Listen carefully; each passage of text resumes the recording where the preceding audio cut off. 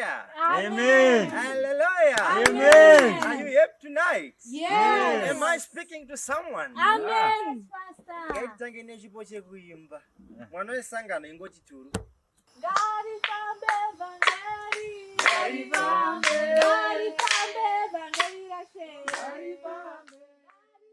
Tati tine masoko anobata, masoko eutungamiri, masoko leadership, anova masoko anobata imi. Muno musangano redu, veimi vechidiki, muri 67.7. Zvichida kuti ndimi hwaro, ndimi hura, uyezve ndimi huso hwesangano. Ndimi munomirira kuti amabhera westa resangano. Munotimirira kumakundano. Munotimirira kwakasiyana siyana. Mukaona out. Mukaona ku Women's League kana ku Men's League varipo vari pakati nepakati pezvedza izvozvo mayouth. Amen. Amen. Amen. Yes, Papa. Ndo paunoona kuti mhokororo tsukurupi netsumbubwi dzinobuda. Hallelujah. Wonzwa mwoyo wako uchiti cho kugamutsira soko. Amen.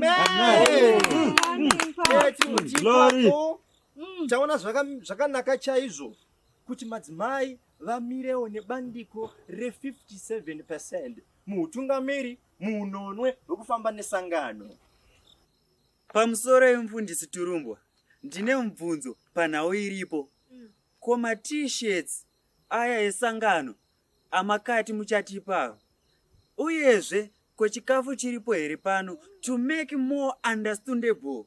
Is there food pano? Ndatenda zvangu. Tiri kuti youth ndimi future. Ndimi huso hwekwatiri kuenda. Saka naizvozvo hatikwanisi kukurashai kureba. Kwete. Muri pedyo nemoyo nechido chamufundisi. Chiri kukupai 10%. Muri kupona 10% dzakamira kudai so dzamunenge muchitungamira. Utungamiri hwedu haikona kunyunyuta.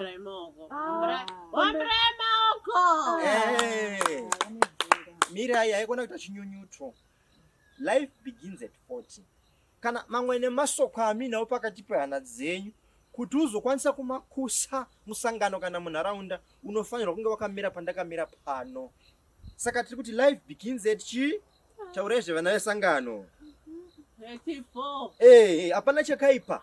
Muchishanda ne10% dzenyu munenge muchitsvaira sangano.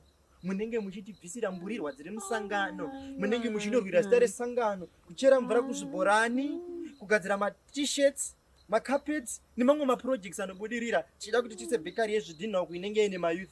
Amen. Pamusoro ndaona sekunge panoda kuitwa ongororo nekuti 67.7% kwa 10% zvakangofanana nekupakurirwa mutsipa wehuku nemusoro wehuku pahuku yaunenge watenga. Chokupedzesera, is there food pano? Gombanje dzipele pano. Mune problem. Waida kuchechi kumiyedzera mai.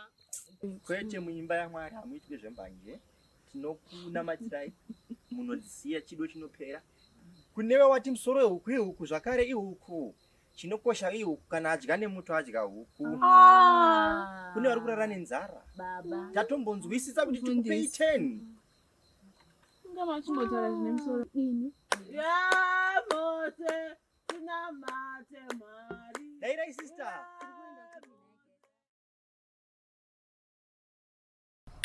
What's up, everybody? My name is Taku and this is Light. Right now we'll be talking about the youth legislation and the decision making. So, Delight, please tell me, what's your take on the youth quota? Okay, that is a very pertinent Taku. The youth quota is found within a band of proposed legal instrument through the Constitutional Amendment Bill of Number 2. Let us start by reflecting on how the Constitutional Bill of Number 2 was brought to the people. Back in 2013, citizens went through a referendum where they had to vote for what they wanted to find within the Constitution and what they didn't want to see, which was very unfortunate because on this time the voting was scrapped off because of a pandemic. Only 50 people were allowed to to interact, to congregate and discuss for amounts of time. That's number one. Number two, people had to migrate to virtual platforms, and you know that with the data prices, it was a challenge. With the accessibility, some did not have the gadgets to access such platforms. So there is a lot of unwarranted and warranted speculation on why it was done haphazardly and why it was seemed like they were exclusionary tactics. Now let us come to the constitutional amendment and let us come to the youth quota itself. The youth quota seeks to reserve 10 seats for the young people within the parliament, and we have 200 plus seats within the parliament. Whether it's good or bad, it's a debate for another day. But today we want to really to interrogate to say the youth quota in itself is unbecoming. Why? Because the parliament is part of the state. Within the state we have the judiciary, the legislature and the executive. We want to see the youth quota being advanced in other two arms of the state.